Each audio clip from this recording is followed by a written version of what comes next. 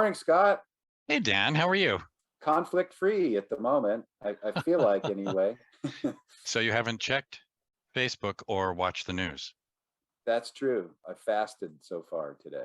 Well, and I interviewed Jay Van Bavel, who is an NYU professor who's looked at the incidence of depression and correlated it with our use of social media and watching the news. And so you're probably taking steps towards your mental health. Many years ago, I don't know if it's like a meditation class or mindfulness, but news fasts were recommended a day or two or a weekend, that kind of thing. It was back in the day, probably before a lot of social media had taken hold. And Dan, when I talk with you or I talk with colleagues and friends, I hear much of the same experience and concern. There's so much conflict in our culture. If you turn on the news, even the weather is contentious nowadays. And people are stressed out by that. I have a call with Arden Henley, who is a professor out of British Columbia, coming up next week. And he's talking about the impact of the climate crisis on the mental health of young people. And it's pretty significant. And I think that kind of maybe is a good segue to introduce the books that we were going to talk about today, and the concept of conflict entrepreneurs and how the media sort of adds gasoline to the fire of conflict and the divisions in our society, which of And, course affects the mental health of all of us. yes. And both of these books that we've chosen this particular time say that's not a given. In fact, humans are designed to cooperate just as much as they are to engage in conflict. Something that I didn't know that's covered in the book you chose for today is that warfare is a relatively recent phenomenon in human evolution. I think it's only been around for, what did they say, 10,000 years, actually. I believe that was from this particular book. I never thought of it that way, which is by Monica Guzman. And she is a journalist and reporter out of Washington State, I believe. And here we have High Conflict by Amanda Ripley, who is also a journalist. I think she writes for The Atlantic. She's written several investigative journalistic books, and this is her most recent one. I was really attracted to this particular work because of some of my own experiences over the course of the pandemic, interacting with people on social media.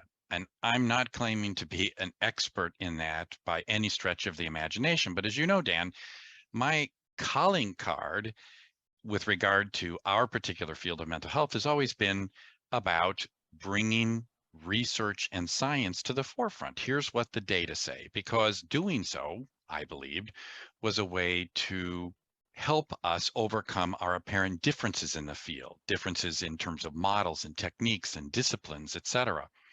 And I found that very challenging. Early on in the pandemic, when I asked about the science around masking, for example, I got a significant amount of pushback and I felt othered quite often. At several points, I was called a COVID denier when in fact, you know me, I was wearing 2 masks by April 2020, and my entire career of being on the road, I ended that. I stayed home for nearly 2 years.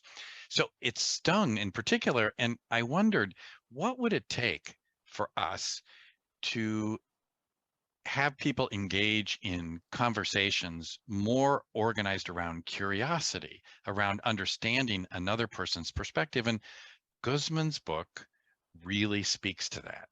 Yes, so I don't know if it's a good time, but like a 1 minute kind of summary of what she has to say in that book. For me, Guzman's premise is, instead of bringing our assumptions about other people to conversations, why not try being curious? about them, asking more questions of why, trying to understand the values that are inherent in a person's political or personal beliefs and situations. And through a series of chapters and stories, she tries to illustrate how we might be able to have more, as she calls them, I think, fearlessly and courageously Okay. curious conversations. Yeah, and it does get into the science that's more described in this book about how it came to be the way it is, where we are divided into camps and we're very mistrustful of the people on the other side, and we make assumptions about what drives them. One of the points that I think I heard in both books is a very curious concept that the within group differences are often greater than the between group differences. Yeah. And that idea sort of blew me away, because we do make assumptions about people. I just find myself all the time locking in on the idea that I couldn't possibly accept somebody from that group because I'm certain that they believe this. Yeah. Yeah. And I have to say, I really believe this. I believe we can have more courageously curious conversations. But at the same time, when I finished this book, I felt like it was more hope than reality, that I didn't have some of what I needed in order to facilitate the kind of conversations that I deeply believe we should be happening. In fact, I found myself several times thinking, yeah, that's okay for people in my group, but the other group will never do that with me. They're going to troll me. And I certainly had those experiences in some of my interactions on social media during the pandemic. So I don't know if this is the right way to think about this, but I think she would have something to say about that, and that is the, the idea that there is good conflict, which is something that we all need in order to have a country, in order to have a government, in order to have policy. There has to be conflict. You can't agree on everything. Hmm.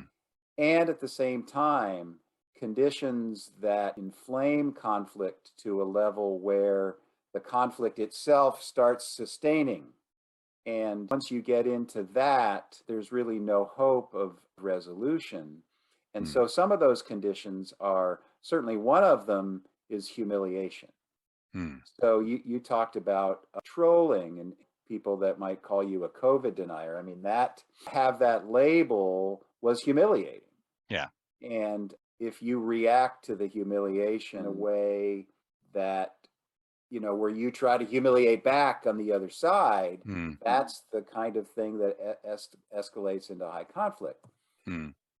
She talks about the conditions that lead to areas where conversation can be productive and conflict, in essence, where good conflict can happen, is there's 5 sort of areas that are important.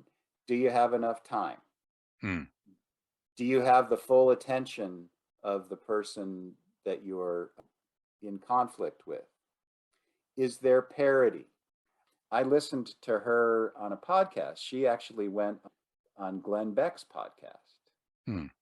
And I think I forgot which book it's mentioned in, but Glenn Beck fairly famously, he he stopped being a conflict entrepreneur at some point, and he brought her on the podcast, and he would try to have dialogues with people on the left, but they wouldn't take the bait. They refused, and she calls this containment, where the people that listen to Glenn Beck are probably mostly on the right.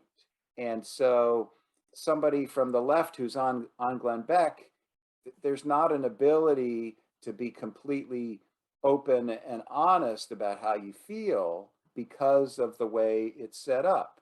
Yeah. And I think he kind of got it. I think he kind of said, I never thought of it that way. So as I said, I there were lots of useful ideas here. When I finished the book, however, I didn't feel like I could actually have these conversations. Then I ended up reading this book, which you suggested, High Conflict, and great deal, by the way, on Amazon for the hardcover version, if that matters to you. Of course, because there are hardcover book readers and soft cover book readers, and the hardcover book readers are better than the soft cover book readers. And I have to say, at the end of reading the two together, I preferred Ripley's book. And I have to agree with you and perhaps disagree with you later. I read them in the same order that you did. I read Guzman's book first and then High Conflict second. And then in preparation for this presentation, I went back and read the first 100 pages anyway of Guzman's book. It felt a little manic to me. Guzman. Yes. Whereas Ripley's book is, I don't want to call it slow, but it elaborates the stories of 4 or 5 different people who ended up in high conflict, most of whom got out of it. Guzman's book there are sections where these are the 5 things that you should consider, and these are the 8 things that you should do. And I guess felt like it was just rapid fire recommendations and things to do. And I guess in the end, I do feel similarly to you that I didn't feel like I could tackle anything. The one thing I did do was I looked up the Braver Angels local chapter here. And I actually listened to a Braver Angels podcast, and I felt myself getting into high conflict listening to the Braver Angels podcast, because it was a give and take between, it was actually, quite honestly, it was left and right political stuff. And there wasn't the level of give and take that she talks about in this book that I was hoping to hear. It was more of the idea. I mean, I think sometimes people read this and they think, well, okay, so I'd like to get into a conversation with somebody on the other side and have them converted to my side. Yes, and exactly. That's not what this is about. No, and I think that's a real dilemma. So perhaps the solution here is to change the order of the reading of these books, actually. What Ripley does that I think is really essential and is, in my opinion, missing from Guzman's book is provide a why and an explanation. She diagnoses our pathology in a very careful fashion and in a way that I didn't feel othered. I could see myself in it. I could see my beliefs in it. It's not blaming us for who we are. It's explaining to us who we are. And if you read this first, suddenly you're hooked. You can see your shortcomings. Then this could serve as a manual in a way for the steps to take. But as I think we're both pointing out, it's only the beginning, because there's a great deal of work that has to fall outside this volume. Great deal of reflection, of practice, of finding a community to do this within that needs to take place in order for that dream to become realized. I'm thinking of an analogy. And the analogy is to feedback informed treatment. Okay. And I don't know what your experience is with the workshops that you facilitate. I don't know how many people who come to the workshops end up getting excited about FIT and doing their darndest to integrate that into their practice and implement it in their agencies. But I think in order for FIT to be accepted, people to get excited about it, you have to get the sense that there's something missing in your practice at the moment. Interesting. And I think the same thing is with conflict between groups. I think you have to somehow have the inkling that I'm in this conflict just to spite the other side. I like being in my little camp so much, and I like fighting the good fight against that camp, that if you don't have the sense that that's like going nowhere, you're probably not going to be that interested. Yeah, two issues to tie it to your analogy about feedback informed treatment. I think everybody, number one, has a good time at a feedback informed treatment workshop. A smaller number, of course, decide, yeah, I think I'll download those measures and use them. Many people don't, however, and when I ask why, or we've explored, this isn't scientific, it's just an impression, they will say, well, I already asked for feedback. One time I had somebody say they didn't need to use the forms because they had unconditional empathic reception. And I thought, wow, that's amazing. You're fully attuned with people. So if you don't feel like something's missing, even the possibility of a better connection with people on the other side of issues, then you're not likely to do much of what Guzman recommends. And it's very easy to stay in the conflict. And one thing that Ripley points out, which I think is really rather interesting, is how the original founding figures of the United States were quite concerned about that polarization. Oh, yeah. What a great story that was. And that they didn't like the idea of opposing political parties, right. when in fact, nowadays it's customary to think, well, that's just how our system is. That's the way it's supposed to be. Yeah, and they, despite their misgivings about it, this was Madison and Jefferson, they got into high conflict. They did, and ended. No, Adam. I'm sorry, not Madison. Yeah, John Adams. John Adams. And ended up polarized for really the remainder of their lives. And those kinds of stories are also told in more modern context by Ripley on subjects that are so divisive in our social lives at the present time, whether that's abortion, racial issues, income inequality, all of those things that seem to impossible to bridge. What I found hopeful about Ripley's book is that we are just as inclined, if not more, to collaborate and cooperate with each other. In fact, it's why our species perhaps survived over these many millennia, as we are to compete. But if we don't recognize the addictive nature of the conflict, that it gives you a short-term high, that it makes you feel morally superior to others. In fact, that's probably a sign that you're in high conflict, that you initially say, I'm better than them. I'm better than those Trumpers. I'm better than those other people. Chances are you're siloed. And then, as we're saying, maybe Guzman gives us some initial ideas about how to move from beyond that. I do think one of the things that she did in this book that's not something that Ripley was focused on was her tips on how to have these conversations, I think, are really good. And with a goal in both books, not to persuade, as you were saying earlier. That's not the objective. I'm not trying to get them to come to my other side, but rather to understand. And that once there is a base of understanding, there is much more likely to be cooperation where the maximum amount of needs from everyone involved can be met. So, Scott, do you recommend that people read these books? In a different order, I do. I would say, for me, who's interested in science, and I need to understand why, I need to have a plausible diagnostic framework, read this first, and then Guzman second. If you don't, then to me, this book begins to sound a little bit like moral pleading. Please do this. It's for our good. And in a way, I feel othered by it. How about you, Dan?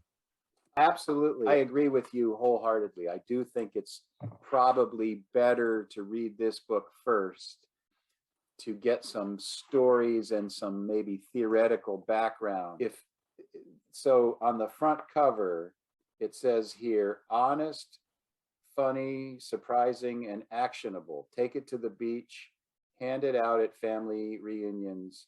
There's no time to waste. Amanda Ripley, author of High Conflict. So at least Amanda Ripley is a plugging for Monica Guzman's book. All right, Dan. Looking forward to the next 2 volumes. Yeah, can't wait.